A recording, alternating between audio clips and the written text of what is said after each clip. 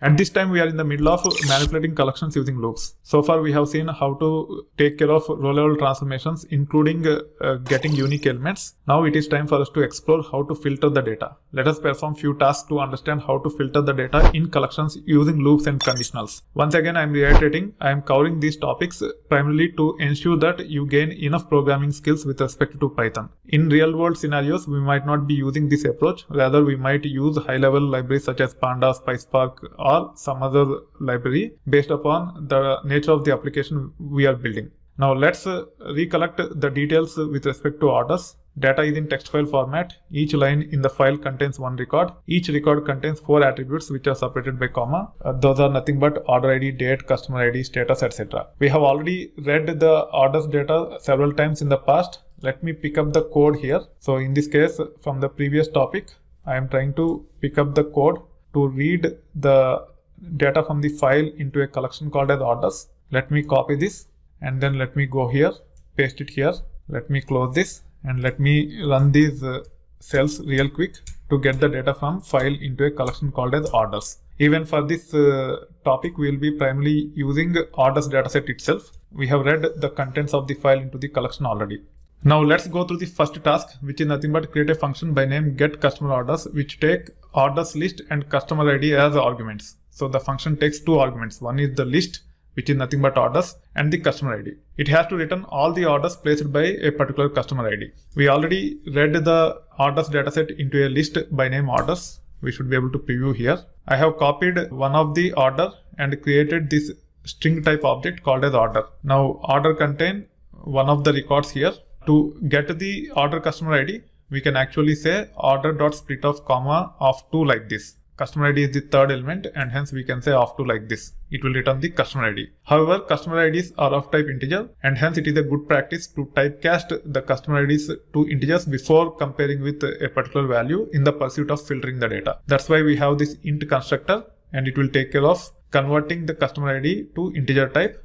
Then we can actually compare with 12,111 here, which is of type integer. As this content 12,111, it is returning true. If I compare with some other value such as 12,110, it will return false. If you try to compare the values with different types, even though they are same, we might still get false. You can see here. Even though we are actually comparing 12,111, this is of type string and this is of type integer. And when you try to compare integer with string, even with the same values, it will just return false. This is how we should be able to compare, and we should use it as part of the if condition while building the list which contain all the orders placed by a particular customer. Now let's go to the function get customer orders. As per the problem statement, this function should take 2 parameters. One is orders list, second one is customer ID. You can see that I have named the first argument as orders. We have to pass list for this, and the second argument is customer ID. We have to just pass a integer number with a valid customer ID. And then as part of the logic, I am initializing a empty list here. Orders filtered is empty list to begin with. And then as part of the for loop, we are actually extracting the customer ID, typecasting it to integer, and then comparing with the customer ID that is passed. If it is true, then we are appending to this list. Otherwise, we are ignoring. Okay. Now only those orders which are placed by customer ID will be part of this orders filtered, and we are returning that orders filtered here. Now let me run this and let me run this. You can see that we got only those orders that are placed by customer 12,431. If you want to get the number of elements, what you can do is you can just say len like this, and then you should be able to get the number of elements from this list. So there are 16 orders that are placed by customer 12,431. Now let's perform another task. This time create a function by name get customer orders for month, which takes orders list, customer ID and month in the form of YYY-mm as arguments and return all the orders placed by customer ID for a given month. So for the same 12,431, if we pass 2014-01 as the argument, we should be getting only these 4 records.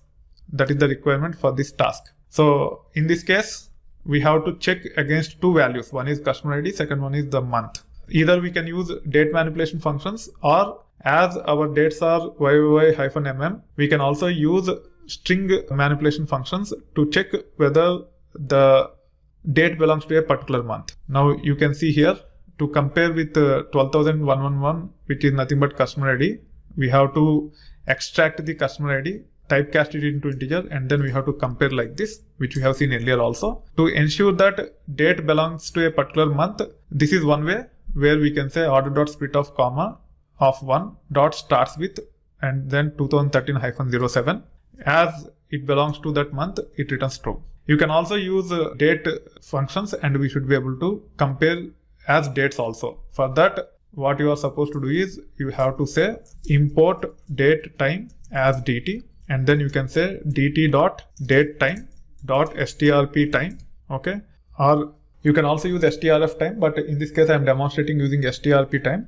If you want to use strp time, you have to convert our existing date to a date, and then we have to compare. So in this case I can say dt dot datetime dot strp time of, I have to pass the date. So this is the date, and the format is nothing but percentage capital Y hyphen percentage small m hyphen percentage small d, and then percentage. Let us go back to the previous one where I have used this function with the appropriate format, and let me pick it from there. So if I scroll down, this is the format which we have to use. So I can copy this one. Let me close this, and then I should be able to paste it here. Now it will actually create the date type object. You can actually see here. Now you can actually say using this date type object, if the year is a particular value and month is a particular value. It have attributes such as year, month, and date, and hence we can say, let's say d equal to, now d is of type date time. I can say d dot year double equal to 2013 or 2013. So we have to make sure that year and month are passed separately, or we can also concatenate those two things and compare, which will make it a bit complicated. So d dot year equal to 2013 and d dot month equal to 7, and you can see that it is returning true. Also you can use this approach. So you can say f d dot year. However, you have to make sure that you LPAD the month part, which is a bit complicated. That's why I don't want to take that route. But if you are familiar with the LPAD type of functionality, how to get it using Python, you should be able to use that approach and compare. So either you can process as strings or dates here. In this case, I will be using the string based approach rather than date based approach. So this is how the overall condition will look like. You just have to say int of order.split of comma of 2 equal to 12,111 and order.split of comma of 1 dot starts with 2013-07. As it is the case, it will return true. However, if you use something else as part of the month or order customer ID, then it will return false. Now using that as part of this if condition in the function call, I have implemented the logic. You can see here. I have initialized orders filtered with empty list. The function name is get customer orders per month. It takes 3 parameters: orders, customer ID, and order month. Order month will be passed using YOY-mm format, and we are trying to use that as part of the starts with after extracting the date. So in this case, order elements will contain ID, date, customer ID, as well as status. Now when I say order elements of 2, it will give us the customer ID typecasted to integer here, then compared with customer ID, and order elements of 1, which will give us the date dot starts with the order month that is passed. If the condition satisfy, then we are appending to orders underscore filter, which is nothing but the list initialized here. Otherwise we are just ignoring. Now I can run this. Okay, there is a invalid syntax. I know what I have to use end here and hit enter. Probably this should work. Okay, I think I have to enclose in the circular brackets. I'm just improving for the readability purpose. Let's see if this works. Yeah, this worked. So you just have to have it in circular brackets like this so that you can actually break this lengthy condition into multiple lines. Now we should be able to validate for 2014 January, and you can see that there are 4 orders placed by this customer in the month of 2014 January. You can see all the 4 records here. Now let's look at the third task. The third task is, instead of creating the function, just to write ad hoc code to get all the orders which are placed by customer with ID 12,431 in January 2014, and status should be in either pending payment or processing. So we have seen this logic earlier. On top of this logic, we just have to add one more condition where the fourth element in each and every order is either in processing or pending payment, and this is how it will look like.